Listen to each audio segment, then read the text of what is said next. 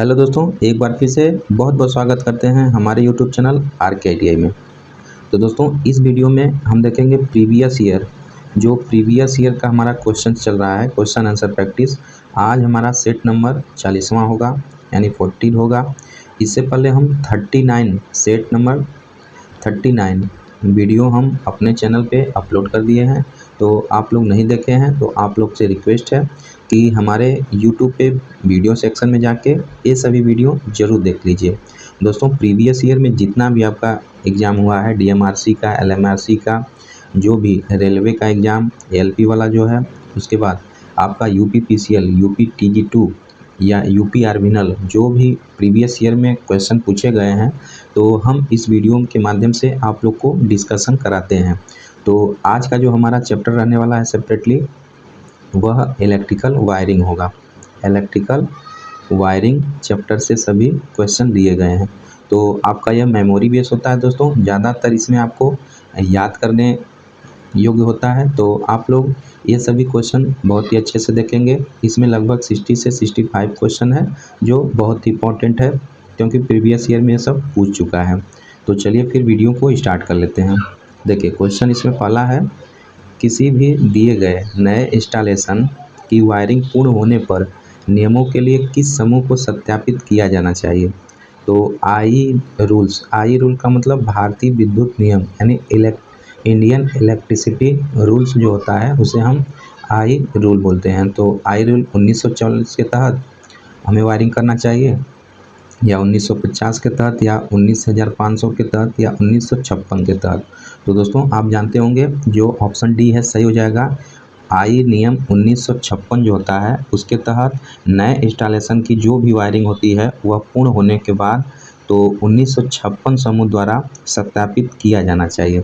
जो 1956 का जो भी नियम है उसी के, यह नियम क्या है, जैसे फर्श से बोर्ड हमारा 1.5 मीटर ऊपर होना चाहिए, और उसका जो आपका फ़ैन है वह 2.75 से कम नहीं होना चाहिए, और भी जो होल्डर वगैरह है 2.25 मीटर से कम नहीं होना चाहिए। ये सब जो नियम है ना, तो यह 1956 के तहत यह चल रहा है। तो क्वेश्चन का राइट आंसर ऑप्शन डी हो जाएगा। क्वेश्चन अगला है, निम्नलिखित में से कौन सी वायरिंग सबसे सुरक्षित प्रकार की है। तो लेड सीटेड, कंसील्ड डक्ट्यूट, क्लिट वायरिंग, CTR या CTS वायरिंग। तो दोस्तों, राइट आंसर जो है ऑप्शन बी हो जाएगा। जो कंसील्ड कंड्यूट वायरिंग होती है, यह वायरिंग बहुत ही बेहतरीन होती है और यह सबसे सुरक्षित वायरिंग होती है। दोस्तों, बताना चाहेंगे, यह जो वायरिंग होती है, या तो प्लास्टर से पहले दीवार को जो ईंट होता है उसको छेदकर उसमें लगाया जाता है अंदर, या फिर जब सीलिंग हमारा जब छत ढलता है तो उस समय यह कंसील्ड वायरिंग जो होती है पाइप की तरह होती है, उसको लगाया जाता है। तो यह पाइप जो दोस्तों देखने में भी बहुत अच्छी होती है ना, छिपी हुई वायरिंग होती है।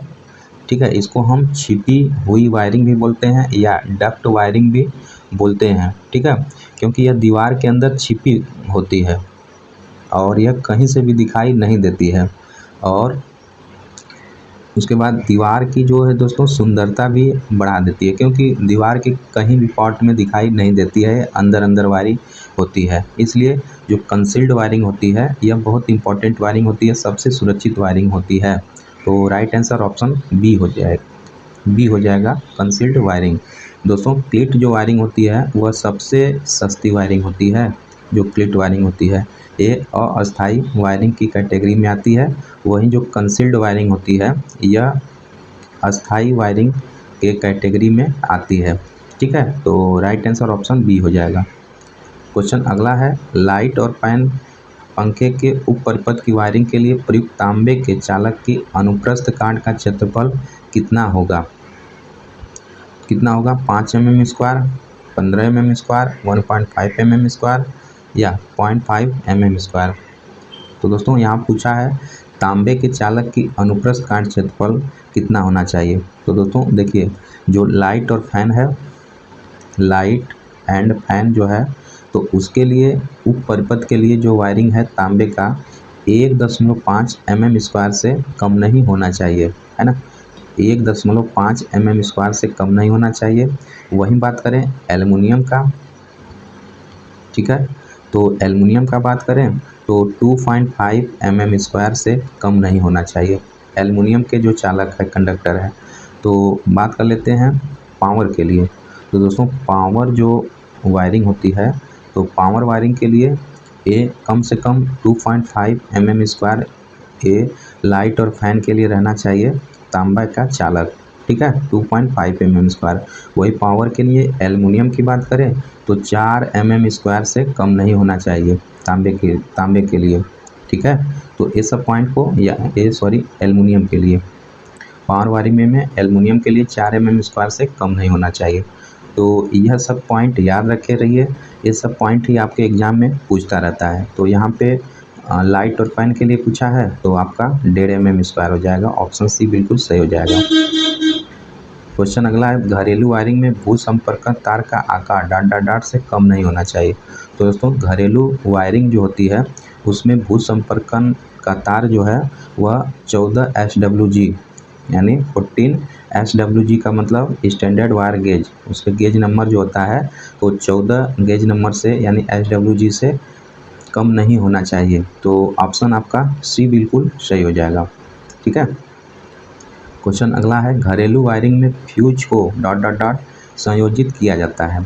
तो घरेलू वायरिंग में जो दोस्तों फ्यूज को कैसे संयोजित किया जाता है, फेज तार के साथ श्रेणी क्रम में, फेज तार और न्यूट्रल के बीच। तीसरा हमारा है, तो तीसरा कट गया है दोस्तों। तो यहाँ पे ऑप्शन क्या हो जाएगा, ए सही हो जाएगा। यानी घरेलू वायरिंग में जो फ्यूज होता है, फ्यूज क्या करता है, लाइव वायर, इसे लाइव वायर या फेज तार बोलते हैं, उसके श्रेणी क्रम में हम कनेक्ट कर देते हैं किसको, फ्यूज वायर को। दोस्तों फ्यूज एक प्रोटेक्टिव डिवाइस होता है जो प्रायः ओवर करंट यानी ओवर करंट हमें ओवरलोड हो गया या फिर ओवर करंट आ गया तो उसको सेव करने के लिए, हमारा इक्विपमेंट बचाने के लिए यह फ्यूज का इस्तेमाल किया जाता है। तो उसमें क्या होता है, फ्यूज को अगर श्रेणी क्रम में जोड़ देते हैं फेज से, तो अगर ओवर करंट होगा या फिर ओवरलोड होगा तो यह पर्पस को ब्रेक कर देता है, जिससे बाहर आउटपुट में हम कोई भी उपकरण प्रयोग करते हैं तो वह आसानी से हमारा बच जाता है, डिस्ट्रॉय नहीं हो पाता है, ठीक है। तो ऑप्शन ए बिल्कुल सही हो जाएगा, फेज तार के साथ श्रेणी क्रम में जोड़ा जाता है फ्यूज वायर, है ना, ऑप्शन ए बिल्कुल सही हो जाएगा। क्वेश्चन अगला है, एल्बो इनमें से किसके लिए उपयुक्त होते हैं। तो medium band, long band, solid band, short band. तो ऑप्शन जो है डी बिल्कुल सही हो जाएगा।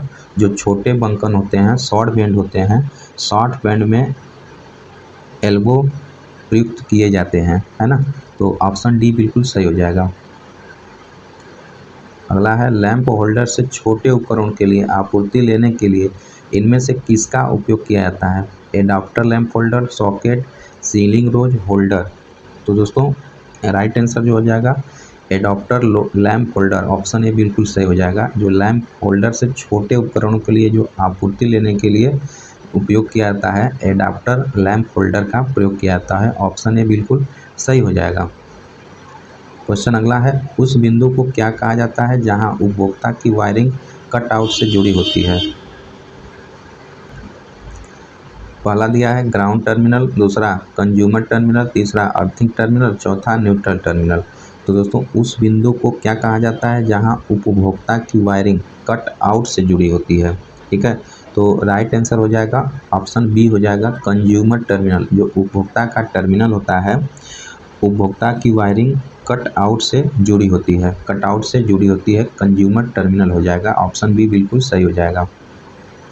क्वेश्चन अगला है, किस प्रकार की वायरिंग की सामान्य विश्वसनीयता अच्छी नहीं होती है। तो नीचे 4 ऑप्शन है। पहला है वुडन केसिंग कैपिंग, दूसरा कंड्यूट वायरिंग, तीसरा क्लिट वायरिंग, चौथा TRS वायरिंग। तो दोस्तों बताए थे कि जो क्लिट वायरिंग होती है इसकी विश्वसनीयता अच्छी नहीं होती है ना।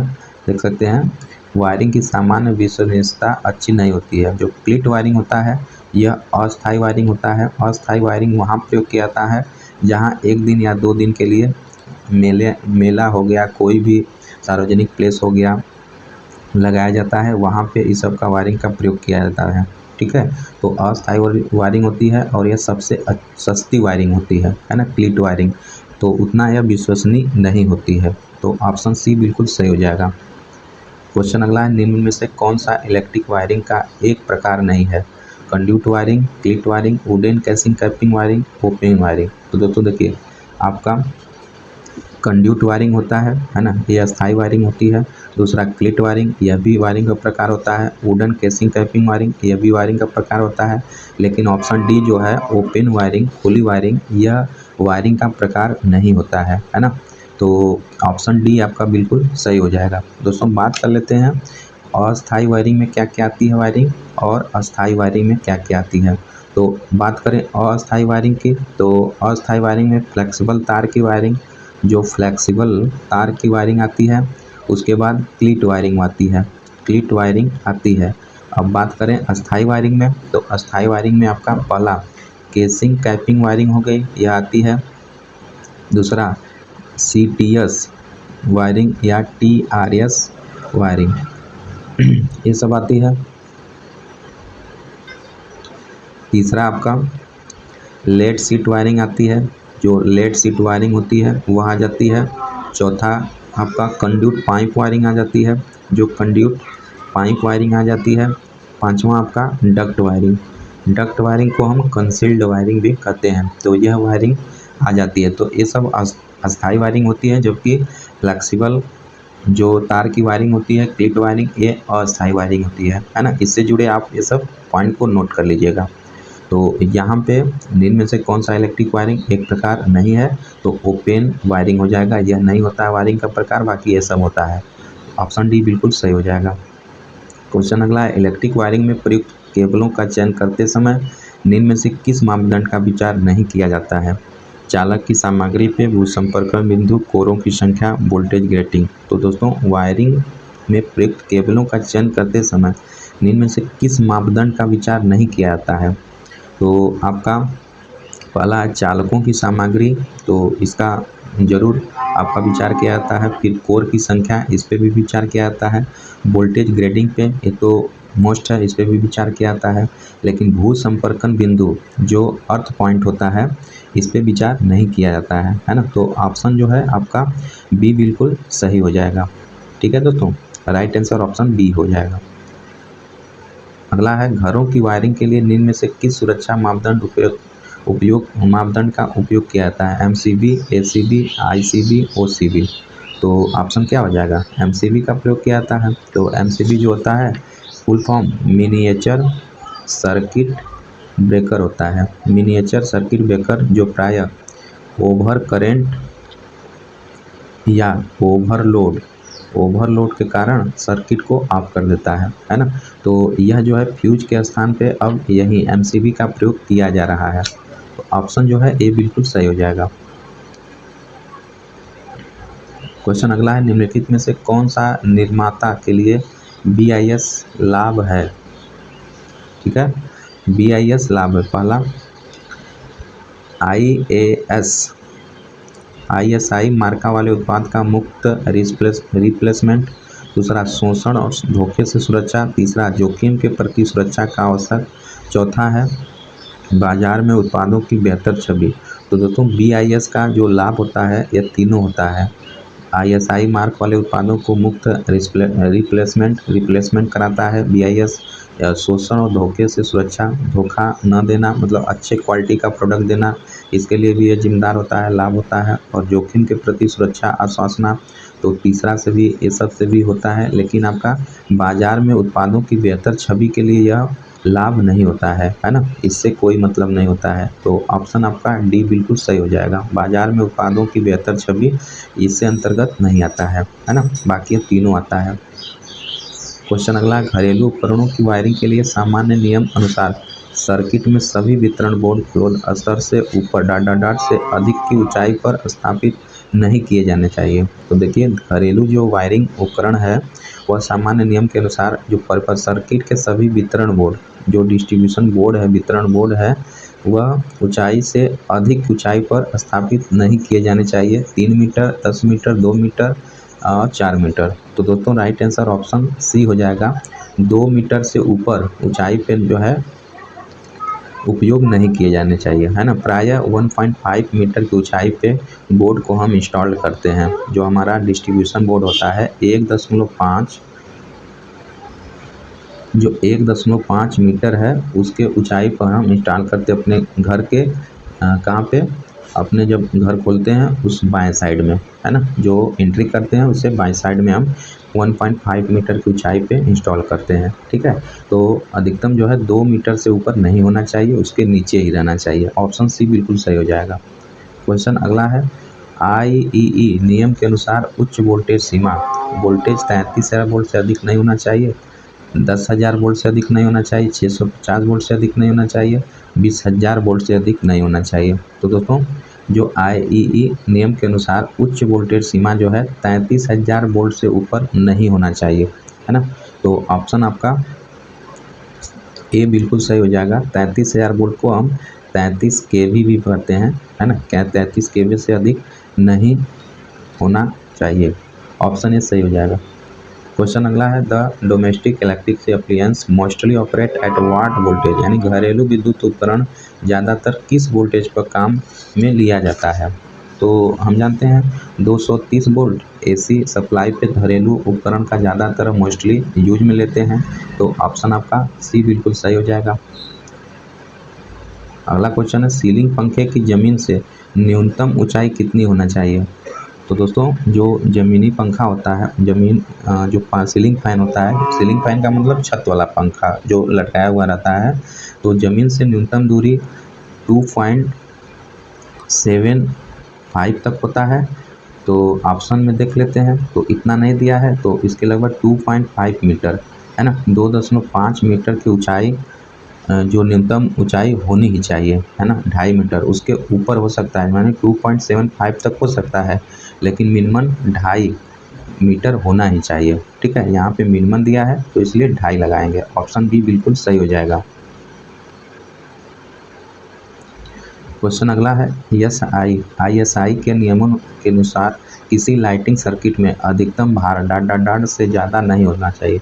तो दोस्तों लाइट दिया है, लाइटनिंग के लिए यानी लाइट और फैन के लिए दिया है, तो अधिकतम लोड 800 वाट से अधिक नहीं होना चाहिए। वहीं पॉइंट की बात कर देता तो 10 पॉइंट से अधिक नहीं होना चाहिए। वहीं सॉकेट की बात कर देता तो 5 सॉकेट से ज़्यादा नहीं होना चाहिए, है ना। किसके लिए, लाइट और फैन के लिए, ठीक है। वहीं बात करता पावर के लिए, तो पावर के लिए हम मैक्सिमम 3000 वाट से ज़्यादा लोड नहीं रख सकते।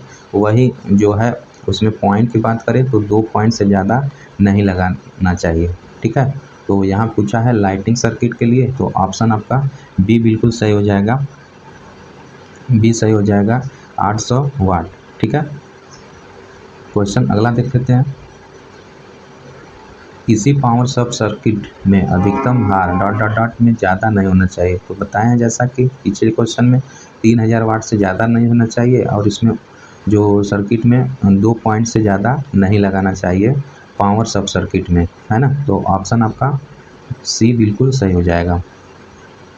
क्वेश्चन अगला है, खांचेदार जगह पर किस तरह की वायरिंग का उपयोग किया जाता है, मतलब शीतगृह में किस तरह की वायरिंग का प्रयोग किया जाता है। शीशा कवचित wiring, cleat wiring, casing capping wiring, batten wiring. तो दोस्तों आंख मूंद के आप लगा देंगे ऑप्शन ए। जो शीतगृह वायरिंग होती है इसमें लेड शीट वायरिंग का प्रयोग किया जाता है। जो शीशा कवचित वायरिंग होता है उसका प्रयोग किया जाता है, ठीक है, क्योंकि वह मॉइस्चर नमी वगैरह से कोई प्रभाव उस पर नहीं पड़ता है, पूरी तरह से ढका हुआ रहता है शीशा कवच के रूप में, है ना। तो ऑप्शन आपका ए बिल्कुल सही हो जाएगा। क्वेश्चन अगला हमारा, ऐसे स्विचों की कितनी संख्या होती है जिनका उपयोग सीढ़ी के लिए लाइटनिंग सर्किट के लिए उपयोग किया जाता है। 3 दुतरफा स्विच, दूसरा है 2 दुतरफा स्विच, तीसरा 2 एक तरफा स्विच, चौथा 3 एक तरफा स्विच। तो दोस्तों देख सकते हैं सीढ़ी वायरिंग के लिए बहुत इंपॉर्टेंट है। देख सकते हैं 2-3 एग्जाम में अब पूछ लिया है ना। आगे और भी आपसे पूछ सकता है। तो जो ऑप्शन आपका बी बिल्कुल सही हो जाएगा। दो तरफा जो स्विच होता है वह ज़्यादातर सीडी वायरिंग के लिए प्रयोग किया जाता है। ठीक है, तो ऑप्शन यहाँ पे बी बिल्कुल सही हो जाएगा, दो तरफा स्विच। क्वेश्चन अगला है, BIS के अनुसार किसी संस्थापन के पूर्ण भार की अवस्था में अधिकतम voltage drop dot dot dot से ज़्यादा नहीं होना चाहिए, 5%, 10%, 3%, 8%। तो दोस्तों ज़्यादा मतलब कि BIS के अनुसार संस्थापन में पूर्ण भार की अवस्था में अधिकतम वोल्टेज ड्रॉप का 3% जो है 3% से ज़्यादा नहीं होना चाहिए वोल्टेज ड्रॉप। ठीक है, तो ऑप्शन आपका सी बिल्कुल सही हो जाएगा। क्वेश्चन अगला है हमारा, किसी पावर वायरिंग प्रणाली में तांबा कंडक्टर्स का अधिकतम आकार डॉट डॉट डॉट से कम नहीं होना चाहिए। तो देखिए पावर वायरिंग की बात करें, पावर वायरिंग में इससे पहले लाइट और फैन के लिए देखे हैं क्या, लाइट और फैन के लिए देखे हैं 1.5 mm², है ना। तो यहाँ पे जो पावर वायरिंग है तो पावर वायरिंग में हो जाएगा अधिकतम 2.5 mm²। ठीक है, तो राइट आंसर क्या हो जाएगा, ऑप्शन सी हो जाएगा, 2.5 mm से कम नहीं होना चाहिए तांबा के लिए, है ना। वहीं पे पावर वायरिंग में एल्युमिनियम के लिए बात करता तो 4 mm² से कम नहीं होना चाहिए पावर वायरिंग में। ठीक है, तो यहाँ पे ऑप्शन जो आपका सी बिल्कुल सही हो जाएगा। क्वेश्चन अगला हमारा, सतह पर वाहक नली वायरिंग के मामले में दो सैंडलों के बीच की अधिकतम दूरी डॉट डॉट डॉट से कम नहीं होना चाहिए। ठीक है, पहला दिया 25 सेंटीमीटर, 90 सेंटीमीटर, 50 सेंटीमीटर, 60 सेंटीमीटर। तो बेसिकली दोस्तों सतह वायरिंग जो कंड्यूट वायरिंग होती है, कंड्यूट वायरिंग में दो कील होते हैं यहाँ, तो इसके बीच में जो है 60 सेंटीमीटर से कम नहीं होना चाहिए, है ना, कम नहीं होनी चाहिए दूरी जो है 60 सेंटीमीटर से कम नहीं होनी चाहिए। तो ऑप्शन डी बिल्कुल सही हो जाएगा। क्वेश्चन अगला हमारा, प्रकाश व्यवस्था उपकरणों वाले टर्मिनल बनाने के लिए किस सामग्री का उपयोग किया जाता है, पीतल का, चांदी का, प्लेटिनम, सोना का। तो दोस्तों प्रकाश जो भी है टर्मिनल बनाने के लिए ज़्यादातर हम पीतल का प्रयोग करते हैं, तो ऑप्शन आपका ए बिल्कुल सही हो जाएगा। अगला है, सीढ़ियों पर वायरिंग में किस प्रकार के स्विच का उपयोग किया जाता है जहां एक लैंप को 2 से अधिक जगहों से निर्धारित किया जाता है। तो सीढ़ियों की वायरिंग के लिए मतलब ज़्यादातर हम इंटरमीडिएट स्विच का प्रयोग करते हैं। जो मध्यवर्ती स्विच होता है दोस्तों, इंटरमीडिएट स्विच इंग्लिश में बोलते हैं, इसका प्रयोग हम करते हैं सीढ़ियों की वायरिंग के लिए। तो ऑप्शन सी आपका बिल्कुल सही हो जाएगा। जो इसका जो सिंबल होता है इस प्रकार होता है इंटरमीडिएट स्विच का। ठीक है, इसे याद रखेंगे आप लोग, इम्पॉर्टेंट है। छुपाई गई वायरिंग या वाहिक नली duct wiring co dot dot dot भी कहा जाता है। PVC केसिंग कैपिंग वायरिंग, सीसा कवचित वायरिंग, भूमिगत नाली पाइप वायरिंग, बैटन वायरिंग। तो उसे क्या कहा जाएगा, भूमिगत नाली पाइप वायरिंग, क्योंकि यह गोला होता है इसलिए इसे भूमिगत नाली पाइप वायरिंग भी कहा जाता है। तो ऑप्शन सी बिल्कुल सही हो जाएगा। क्वेश्चन अगला है, ISI के नियमों के अनुसार छत के लिए किसी पंखे की ऊंचाई रखना जरूरी होता है, कितना जरूरी होता है, 2.75। जैसा कि हम पिछले क्वेश्चन बताए हैं 2.75 से जो है रखना जरूरी होता है। ठीक है, तो ऑप्शन आपका ए बिल्कुल सही हो जाएगा, 2.75 जो है ऊंचाई पर रखना जरूरी होता है। ऑप्शन ए बिल्कुल सही हो जाएगा। क्वेश्चन अगला है, मध्यवर्ती स्विच का प्रयोग सीढ़ी के वायरिंग में किया जाता है, सही बात है, जहां एक लैंप डॉट डॉट डॉट से नियंत्रित होता है, एक स्थान से, किसी भी स्थान से, 3 और अधिक स्थान से, 2 स्थान से। तो ऑप्शन जो है सी बिल्कुल सही हो जाएगा। जो मध्यवर्ती स्विच का प्रयोग होता है सीढ़ी की वायरिंग में किया जाता है, उसे एक लैंप को 3 और अधिक स्थान से मतलब कंट्रोल हम कर सकते हैं, है ना। तो ऑप्शन आपका सी बिल्कुल सही हो जाएगा। क्वेश्चन अगला है, BIS के अनुसार फर्श से छत के पंखे की न्यूनतम दूरी कितनी होनी चाहिए। तो अभी हम बताए हैं कितना होना चाहिए, 2.75 से होना चाहिए दूरी, है ना, 2.75 मीटर। क्वेश्चन अगला है, PVC कंड्यूट नली वायरिंग के मामले में PVC कंड्यूट नली की न्यूनतम मोटाई डॉट डॉट डॉट होनी चाहिए। तो PVC नली की जो न्यूनतम मोटाई है कितना होनी चाहिए, पहला दिया 3 metre, 1.5 metre, 2 metre, 2.5 metre.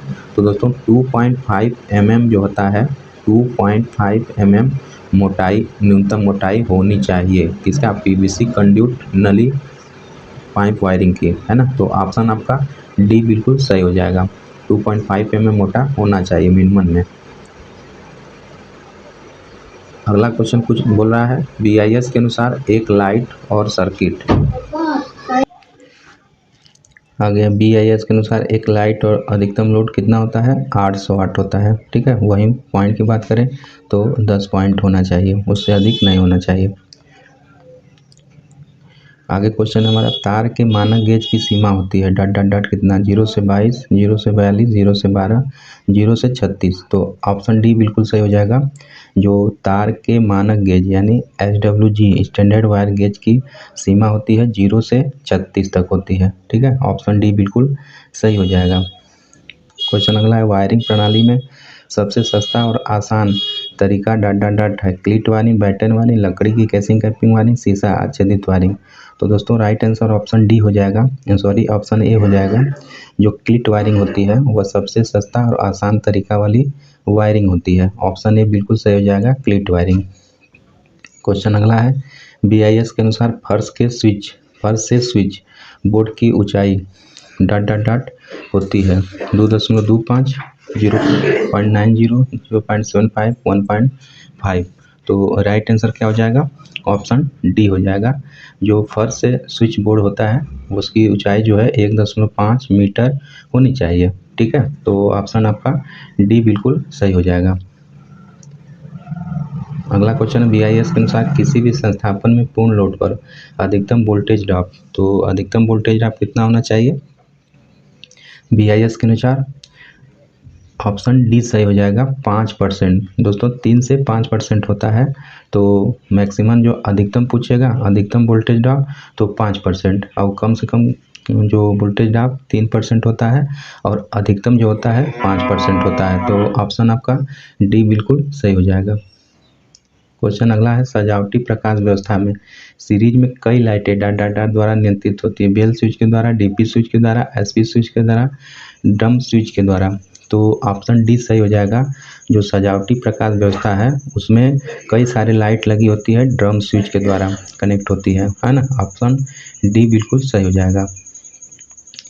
Question अगला, विमानों, जहाज़ों और कई यूरोपीय देशों में घरों में विद्युतीय आपूर्ति की सुरक्षा प्राथमिकता पर ध्यान देते हुए विद्युत आपूर्ति लाइन में डॉट डॉट डॉट दिया गया होता है, 440 वोल्टेज, 220 वोल्टेज, 110 वोल्टेज, 90 वोल्टेज। तो ऑप्शन आपका सी बिल्कुल सही हो जाएगा। जो दोस्तों 110 वोल्टेज होती है वह विमानों, जहाज़ों और कई यूरोपीय देशों में घर में आपूर्ति सुरक्षा जो प्राथमिकता पर ध्यान देकर 110 वोल्टेज दिया जाता है ना। आप देखते होंगे रेलवे के सॉकेट में भी आपका 110 वोल्टेज आता है। ठीक है, तो ऑप्शन आपका सी बिल्कुल सही हो जाएगा। आगे, सीढ़ी के तारों में सर्किट में इस्तेमाल किए जाने वाले दो तरफा स्विचों की न्यूनतम संख्या कितनी होनी चाहिए, 1, 3, 4, 2। तो न्यूनतम संख्या 2 होनी चाहिए। जो सीढ़ी का तार होता है उसमें इस्तेमाल किए जाने वाले दो तरफा स्विच की न्यूनतम जो संख्या होती है 2 होनी चाहिए। ऑप्शन डी बिल्कुल सही हो जाएगा। क्वेश्चन अगला है, BIS के अनुसार किसी भी संस्थान में अधिकतम dot dot dot leakage current की अनुमति है। दोस्तों यह क्वेश्चन इंपॉर्टेंट है, यह पूछता है आपसे एग्जाम में। तो अधिकतम जो लीकेज करंट की अनुमति होता है वह पूर्ण लोड विद्युत धारा का 1/5000 होता है। इसको आप याद रख लीजिएगा, ये इम्पॉर्टेंट है। ठीक है, ऑप्शन डी बिल्कुल सही हो जाएगा। पूर्ण लोड विद्युत धारा का 1/5000 होता है ना लीकेज करंट अनुमति। ऑप्शन डी सही हो जाएगा। क्वेश्चन अगला है, BIS के अनुसार लाइट एंड फैन में ऊपर पद में अधिकतम पॉइंट होते हैं, तो अधिकतम पॉइंट कितने होते हैं, 10 होते हैं। ठीक है, पावर पर आता तो 2 हो जाता, लेकिन लाइट और फैन के लिए है तो 10 हो जाएगा। बात करें लोड का इस पे तो 800 वाट तक लोड हम डाल सकते हैं। ठीक है, लाइट और फैन के लिए। तो ऑप्शन बी सही हो जाएगा। जब एक लैंप को 3 स्विच द्वारा नियंत्रित किया जाता है तो बिजली के तारों में स्विच का कौन सा संयोजन उपयोग किया जाता है। पहला 2 द्विमार्गी स्विच और एक मध्यवर्ती स्विच, दूसरा 2 एक दिवसीय स्विच और एक मध्यवर्ती स्विच, तीसरा 3 एक दिवसीय स्विच, चौथा 3 द्विमार्गी स्विच। तो दोस्तों जो एक लैंप और 3 स्विच द्वारा नियंत्रित किया जाता है, तो बिजली के तारों में स्विच का जो है 2 द्विमार्गी स्विच और एक मध्यवर्ती चीज यानी 2 टू वे स्विच और एक इंटरमीडिएट स्विच प्रयोग किया जाता है। तो ऑप्शन ए बिल्कुल सही हो जाएगा। क्वेश्चन अगला है, दिए गए विकल्पों में सबसे छोटी तार गेज संख्या की पहचान करें। तो 15, 7, 40, 38। तो ऑप्शन सी सही हो जाएगा। जो सबसे छोटी तार गेज की संख्या होती है वह 40 की होती है। तो ऑप्शन आपका डी बिल्कुल सही हो जाएगा। दोस्तों जो गेज होता है SWG, उसमें जितना नंबर आप गेज बढ़ता है उतना हमारा चालक छोटा होता है, पतला होता है ना, पतला होता है। ठीक है, तो इसमें जो है 40 नंबर का गेज संख्या की सबसे छोटी तार होगी, है ना। ऑप्शन सी सही हो जाएगा। क्वेश्चन अगला, भविष्य के संशोधन के कारण किसी भी विद्युत परिपथ में डिजाइन में कितनी भार वृद्धि की व्यवस्था होनी चाहिए? 20%, 10%, 50%, 60%। तो आपका ऑप्शन ए सही हो जाएगा। अधिकतम 20% होना चाहिए, व्यवस्था होनी चाहिए, है ना। भार वृद्धि की व्यवस्था होनी चाहिए 20%। ऑप्शन ए सही हो जाएगा। क्वेश्चन अगला है, किसी स्थापन का विद्युत रोधन प्रतिरोध 50 ओम की संख्या के विभाजन से प्राप्त परिणाम से कम नहीं होना चाहिए। ठीक है, किसी स्थापन का विद्युत रोधन प्रतिरोध 50 को की संख्या के विभाजन से प्राप्त परिणाम से कम नहीं होना चाहिए। परिपथ के बिंदुओं, स्विचों और परिपथ की स्विचों। तो ऑप्शन दोस्तों राइट आंसर ऑप्शन बी हो जाएगा। जो परिपथ के बिंदुओं, जो परिपथ का बिंदु होता है, तो वही बोल रहा है कि किसी तार स्थापन में विद्युत रोधन प्रतिरोध 50 को की संख्या के विभाजित से प्राप्त परिणाम से कम नहीं होना चाहिए। कितना से? परिपथ के बिंदुओं से। ठीक है, ऑप्शन बी सही हो जाएगा। क्वेश्चन अगला है, घरेलू तार स्थापन में फ्यूज का निर्धारण रेटिंग क्या होना चाहिए?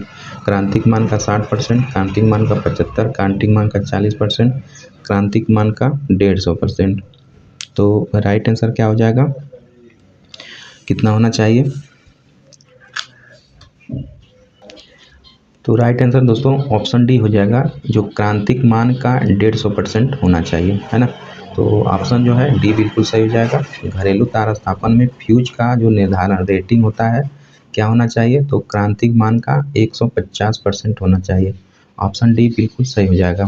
क्वेश्चन अगला है, दिए गए विकल्पों में से कौन सा परिरक्षी यानी कंड्यूट का वर्गीकरण नहीं है? मोटी भित्ति परिरक्षी, दूसरा पतली भित्ति परिरक्षी, तीसरा दीर्ण परिरक्षी, चौथा है नम्य परिरक्षी। तो दोस्तों ऑप्शन जो है ए सही हो जाएगा। जो मोटी भित्ति परिरक्षी है वह वर्गीकरण नहीं है। बाकी आपका पतली भित्ति परिरक्षी, दीर्ण परिरक्षी, नम्य परिरक्षी ये सब होते हैं। तो आपका इसको जो है दोस्तों, जो कंड्यूट होता है उसको 7 भागों में एक तरह से हम बांट सकते हैं। ठीक है, कौन कौन होता है? पहला जो होता है ठोस धातु परिरक्षी होता है। दूसरा होता है विद्युत चालक परिरक्षी होता है। तीसरा होता है लचकदार परिरक्षी। चौथा होता है विद्युत अचालक होता है। पांचवा जो होता है ठोस PVC परिलक्षित होता है।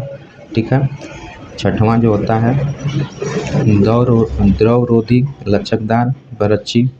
सातवां जो होता है द्रवरोधी लचकदार धातु परिरक्षी। तो इस प्रकार दोस्तों 7 प्रकार का इसका जो है गुण होना चाहिए। कंड्यूट पाइप का जो होता है गुण होता है, लेकिन इसका मोटी भित्ति परिरक्षी यह गुण नहीं होता है। तो ऑप्शन ए बिल्कुल सही हो जाएगा।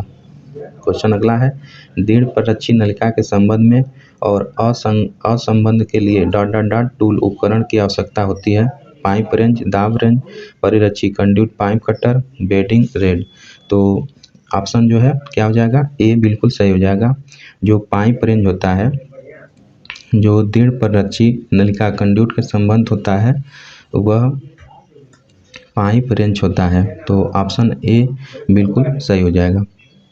क्वेश्चन अगला है हमारा, घरेलू तार स्थापन के लिए तार के भार को प्रवाहित करने वाले तारों का चयन करना चाहिए। तो इसमें 4.5 किलोवाट में, 5 किलोवाट में, 3 किलोवाट में, 6 किलोवाट में। तो दोस्तों ऑप्शन सी सही हो जाएगा, जो आपका घरेलू तार के स्थापन के लिए मतलब 3 किलोवाट तक के भार को प्रवाहित करने वाले तारों का चयन करना चाहिए, है ना। तो ऑप्शन सी बिल्कुल सही हो जाएगा। क्वेश्चन अगला है, दिए गए विकल्पों में से कौन कंड्यूट तार विस्थापन विधि नहीं है? पुशिंग इन, ड्राइंग इन मतलब कर्षण आउट, ड्राइंग, ड्राइंग कर्षण इन, चूड़ीदार, परगामी। तो जो ऑप्शन आपका बी हो जाएगा, वह विस्थापन विधि नहीं है, यानी कर्षण आउट, ड्राइंग कर्षण आउट जो है वह विस्थापन नहीं होता है। ठीक है, इसको याद रखेंगे। क्वेश्चन अगला है, नमी के खिलाफ सुरक्षा किसमें प्रदान की जाती है? क्लीट वायरिंग में, सीटीएस सीट वायरिंग में, वुडन कैसिंग कैपिंग वायरिंग में, या आपका चौथा क्या है, मेटल कंडक्ट वायरिंग। तो ऑप्शन आपका डी सही हो जाएगा। जो मेटल कंडक्ट वायरिंग होता है दोस्तों, उसमें आपका नमी के खिलाफ सुरक्षा होता है ना। तो ऑप्शन आपका डी बिल्कुल सही हो जाएगा। ठीक है, क्वेश्चन अगला, किसी लैंप होल्डर को जमीन के स्तर से कम डॉट डॉट डॉट कितनी ऊंचाई पर लगाया जाना चाहिए? 15 मीटर, 2.5 मीटर, 2 मीटर, 3 मीटर। तो राइट आंसर क्या हो जाएगा? ऑप्शन बी हो जाएगा। किसी लैंप होल्डर को जमीन के स्तर से कम जो है 2.5 यानी 2.5 मीटर की ऊंचाई पर लगाना चाहिए। ठीक है दोस्तों, बात करें जो डिस्ट्रीब्यूशन बोर्ड होता है उसको फर्श से 1.5 मीटर ऊंचाई पे लगाना चाहिए। और जो ठीक है, तो इसका राइट आंसर ऑप्शन बी हो जाएगा। क्वेश्चन अगला है, निम्नलिखित में से कौन सी सबसे सुरक्षित वायरिंग है? तो कौन है? सीटीएस है, क्लिट है, कंसील्ड कंड्यूट है, लेड सीट कवर है। तो ऑप्शन सी सही हो जाएगा। इससे पहले भी आ चुका है क्वेश्चन। जो कंसील्ड कंड्यूट पाइप है सबसे सुरक्षित वायरिंग होती है। क्वेश्चन अगला है, न्यूट्रल हेतु वायरिंग में प्रयुक्त तार का रंग होता है? तो दोस्तों न्यूट्रल में तार का रंग ब्लैक होता है, काला होता है। ठीक है, बात करें अर्थ का, तो अर्थ का रंग जो है ग्रीन होता है, अर्थ वायर का रंग ग्रीन होता है।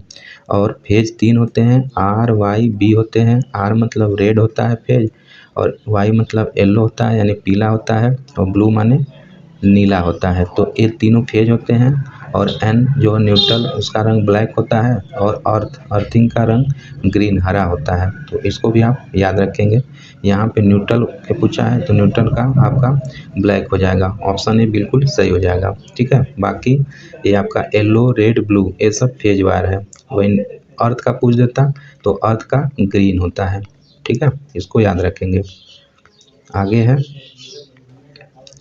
देखिए, इलेक्ट्रिकल इंसुलेशन सिस्टम को अधिकतम स्वीकार परिचालन तापमान के मानक नेमा, तो नेमा का फुल फॉर्म आप याद कर लीजिएगा, नेशनल इलेक्ट्रिकल मैन्युफैक्चरर एसोसिएशन होता है। ठीक है, तो नेमा के वर्गीकरण द्वारा रेट किया जाता है।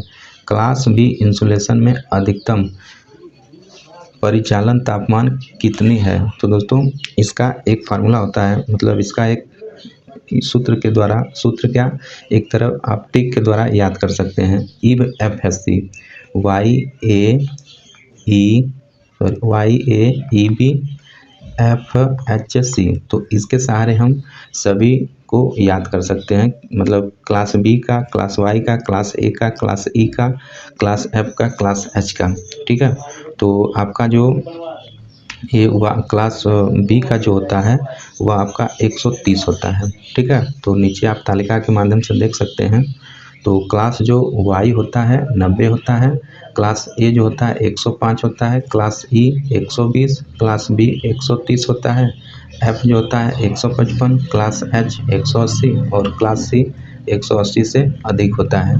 तो इस तालिका को आप जरूर याद रख लेंगे, ये इम्पोर्टेंट तालिका है। ठीक है, इब एफ एस सी से आप याद कर सकते हैं। यहाँ इब वाई ए ई बी, इब एफ एस सी, उसके बाद याद करने के बाद इसका आप अधिकतम प्रचालन ताप याद कर लेंगे कि वाई का 90 होता है, इसका 105 होता है, 120, बी का 130 और एफ का 155, एच का 180 और सी का 180 से अधिक यानी 200, 220, 250 तक होता है सी का। ठीक है, तो यहाँ पे जो इसका राइट आंसर बी का था क्या हो जाएगा 130। क्वेश्चन अगला है दोस्तों, क्लिट वायरिंग में खांचे बने होते हैं ग्लास के, स्टील के, कॉपर के, पोर्सिलिन के।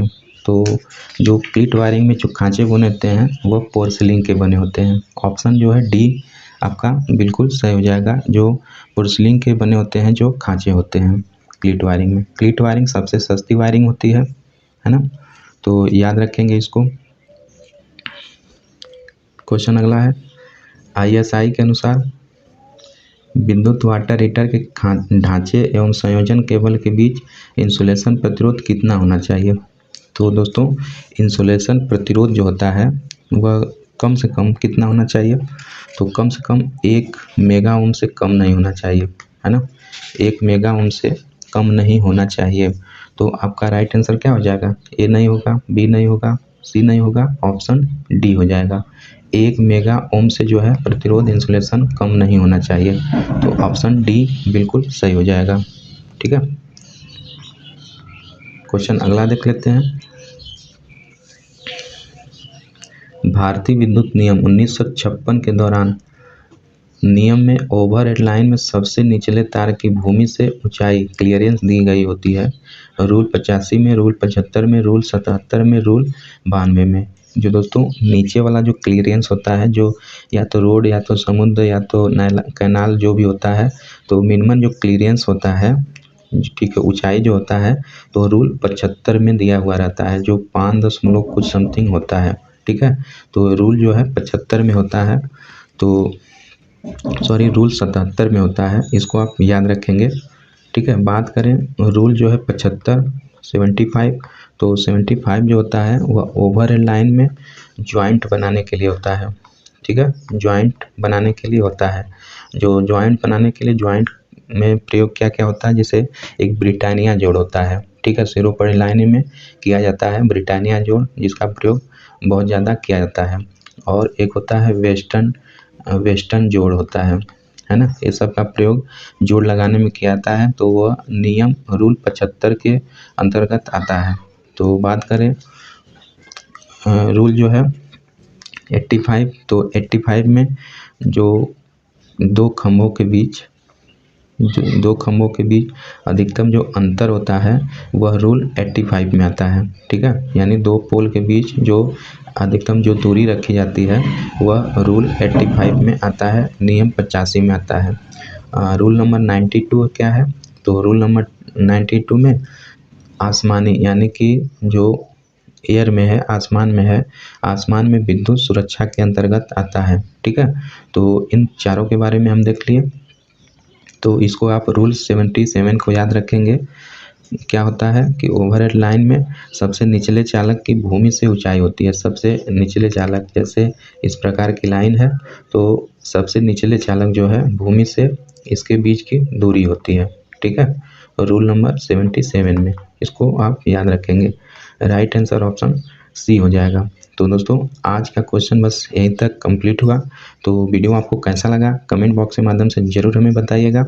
और हम ऐसे ही प्रीवियस ईयर के क्वेश्चन हर एक डे बाय डे हम लेकर आते रहते हैं। सेपरेटली जो भी एक चैप्टर को उठाएंगे उसका जो क्वेश्चन इंपॉर्टेंट रहता है उसको लेकर हम आते हैं। तो हमारे चैनल को अभी तक सब्सक्राइब नहीं किए हैं तो ज़रूर सब्सक्राइब कर लेंगे और अपने सारे मित्र में फॉरवर्ड कर देंगे। तो चलिए मिलते हैं नेक्स्ट वीडियो में, तब तक के लिए पढ़ते रहिए, मस्त रहिए।